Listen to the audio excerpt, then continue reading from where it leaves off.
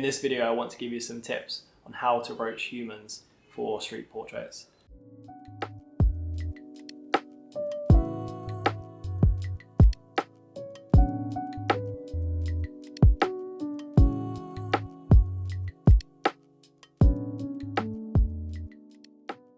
I've been looking for a way to document more meaningful photos, and I found that this is the way to do it for me.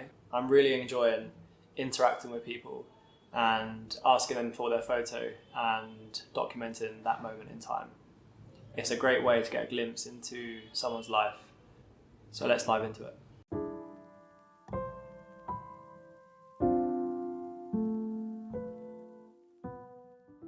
So the initial contact. I found that being respectfully curious is a great opener to most interactions. So let me set the scene for you. You're out on a photo walk. You see someone and they're doing something interesting, or they look really interesting. You think to yourself, that'd be a cool photo. That's a cool moment to capture. They've sparked your initial interest. They have your attention, and now you want to know more. But you're feeling nervous, which is completely understandable. It's a completely, honest human emotion that we all feel a lot of the time. But to spark up a conversation, to get into that interaction, you can start with being curious. This is a business my grandfather started. Really? And wow. I sell here many kind of spices. Yeah? And curry. Also I sell curry. Yeah? This is a special biryani. How is it? And then you Used for biryani. put it in the biryani. Oh, it's lovely. Here are a few little phrases that I like to use. What are you doing? That looks really interesting. Or a respectful compliment to soften them maybe. Hey, that's a really cool outfit. Once you're in the interaction, you can then move forward with asking for a photo.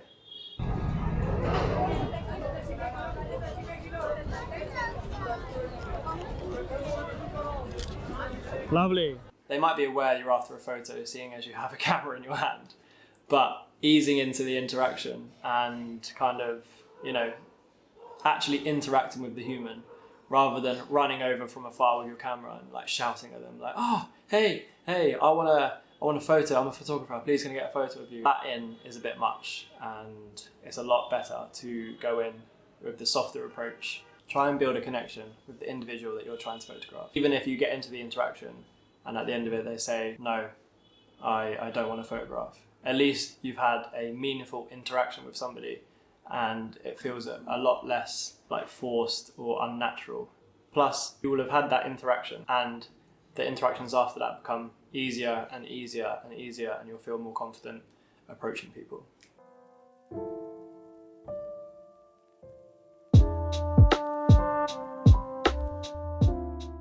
Respecting boundaries. It's important to remember that every human on this planet has their own set of boundaries. I think street photography can be at times quite an invasive hobby. We're running around the streets, or maybe not running, but walking with our cameras, snapping people and taking people's photographs, and especially if you're going in for a street portrait.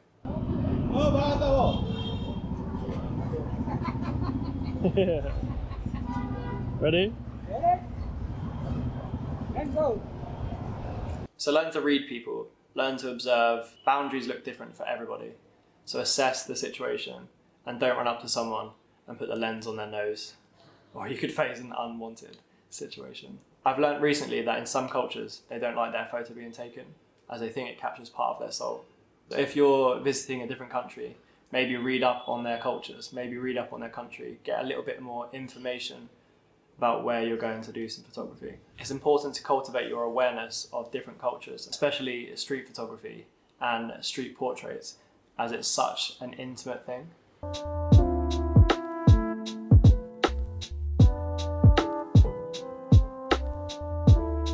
Communication. Now, if you're visiting a different country where you don't share the same language, my first bit of advice is to learn some key words.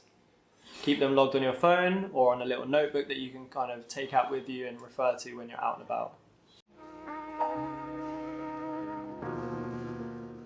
I think it's really important that we understand how to communicate in an effective and respectful, maybe playful and kind way. If you don't feel confident with maybe learning a different language, then try to use gestures. Gestures are part of everyday life and are really effective when you don't share the same language. For example, simple gestures such as you can show them your camera, gesture to them that you want their photograph, using your hands to ask them if they are kind of okay with what you're wanting to do. You'll be surprised at the success of gestures and non-verbal communication when you're out doing photography. I think it's really important to involve the person you're about to photograph. To keep them involved, use constant communication, gestures, anything to kind of make it a little bit less awkward for them. Yeah, that's really cool. Yeah, very nice. Big smile. That's nice. That's cool. That's cool. I like the. Oh, nice. Very nice. Very beautiful. one. Look at that. Lovely smile. Oh, really? Very nice, man. Thank you. Try not to make it an awkward encounter. Be confident with your approach and make that person feel at ease if you are doing a street portrait, even if you feel yourself super awkward with it.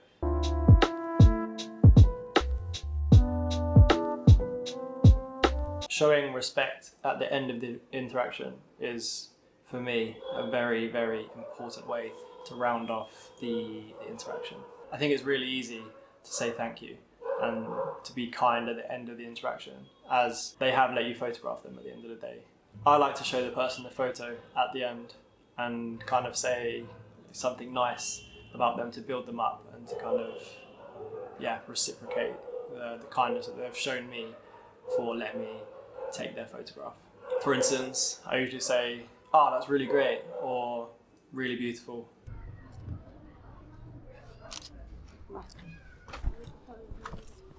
Beautiful. Very nice. Sometimes they ask for the photo and I can send it to them through Instagram or possibly email or WhatsApp or something like that.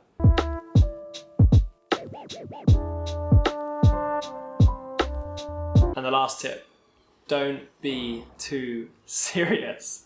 Have fun with it, everybody. You're looking to build a positive connection with someone. Do not approach someone in a serious way.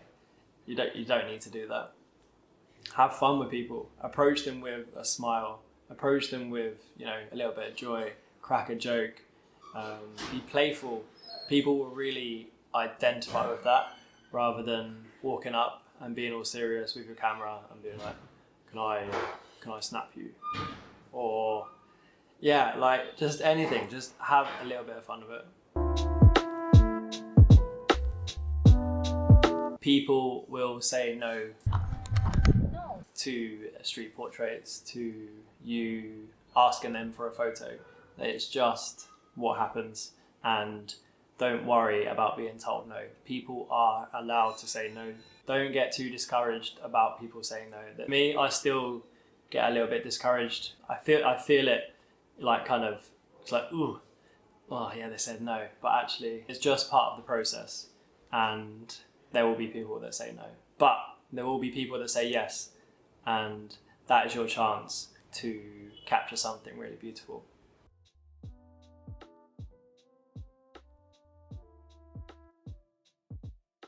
As always, thanks for watching, everybody. If you found the tips useful, let me know in the comments below. And if you didn't, then you can also let me know in the comments below. These tips work for me, and hopefully they can help some of you if you are looking to do more street portraits. So yeah, thanks for watching again. Don't forget to subscribe, and I'll see you in the next one.